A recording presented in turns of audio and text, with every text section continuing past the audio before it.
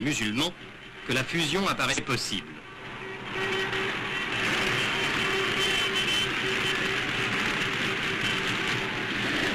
Ainsi naissait dans les esprits l'image d'une Algérie nouvelle, d'une Algérie fraternelle, où les deux communautés marcheraient la main dans la main.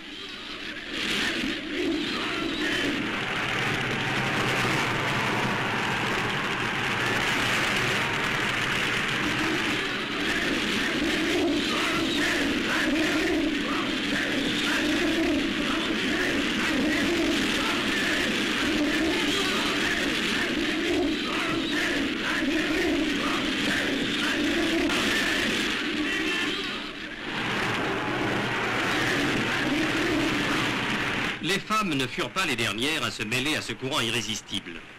Prisonnières de leurs traditions ancestrales, elles virent dans ce mouvement placé sous le signe de l'égalité l'occasion de hâter l'heure de leur émancipation. Pour elles, comme pour leurs sœurs du Maroc ou de Tunisie, le symbole de leur asservissement aux coutumes du passé est le morceau de tissu qui recouvre leur visage. Pendant ces heures de fièvre et d'exaltation, on vit dans toute l'Algérie bien des visages se dévoiler.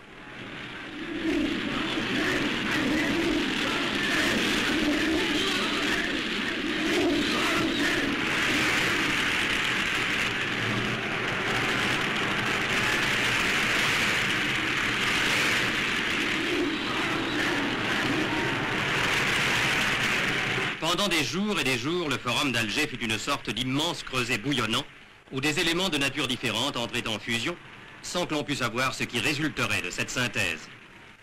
L'unanimité, il est vrai, s'était faite sur un nom. Pour les Européens, Charles de Gaulle est l'homme du 18 juin, le soldat qui a refusé de baisser le front devant l'adversité. Pour les musulmans, c'est le général victorieux, qui symbolise la force de la France et aussi son libéralisme, car ils n'ont pas oublié les promesses de Brazzaville.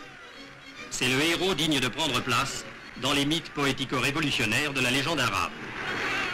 Pour tous, c'était l'homme capable d'unir les deux communautés dans la paix, aussi étroitement que l'avaient été dans la guerre les compagnons d'armes européens et musulmans.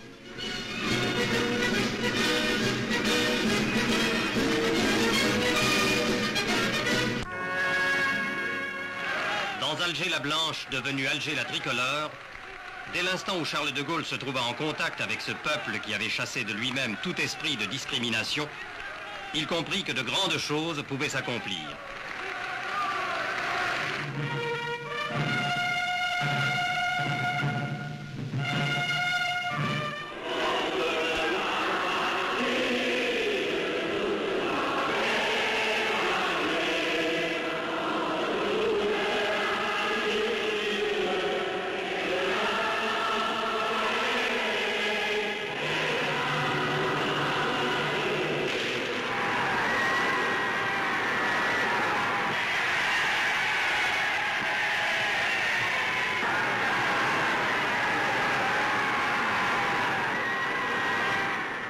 La France considère que dans toute l'Algérie, il n'y a qu'une seule catégorie d'habitants.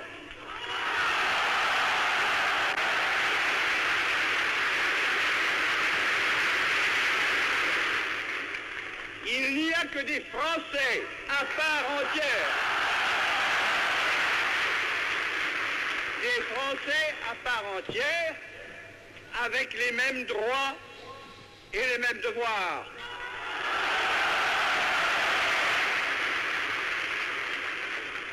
Cela signifie qu'il faut ouvrir des voies qui jusqu'à présent étaient fermées devant beaucoup.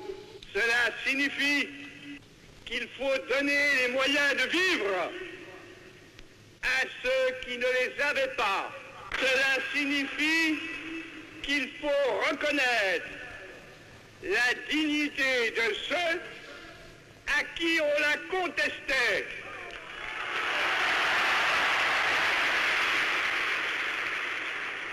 Cela veut dire qu'il faut assurer une patrie à ceux qui pouvaient douter d'en avoir une.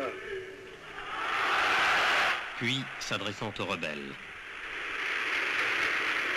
Moi, De Gaulle, à ceux-là, j'ouvre la porte de la réconciliation.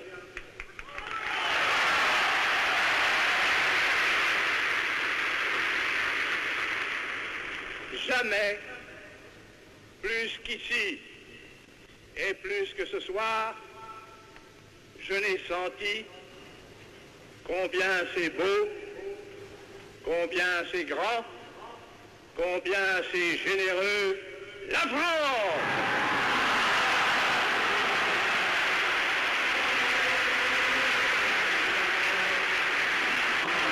Vive la République! Vive la France!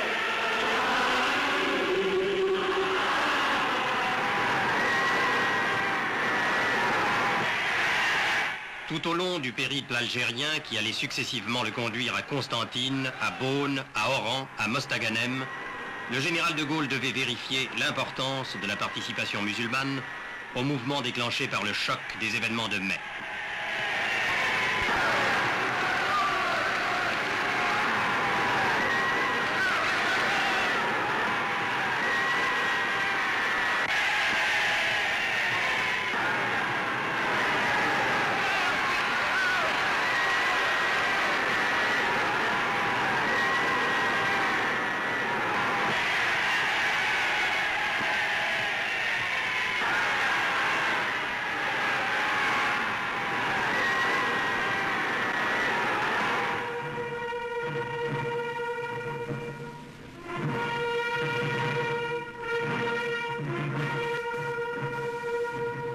Un émouvant dialogue s'était engagé entre un homme et une foule, animés d'une estime réciproque, décidés l'un et l'autre à rechercher les moyens de régler enfin tout ce qui reste à régler dans ce pays.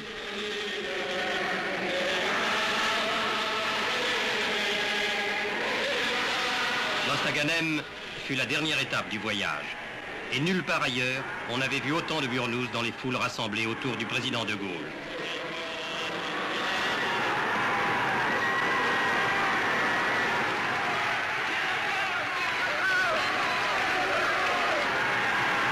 Je porte, a dit de Gaulle, une des plus lourdes responsabilités de l'histoire. Cependant, partout en Algérie, l'unanimité fut telle que la formule désormais célèbre « 10 millions de Français » devenait un but accessible.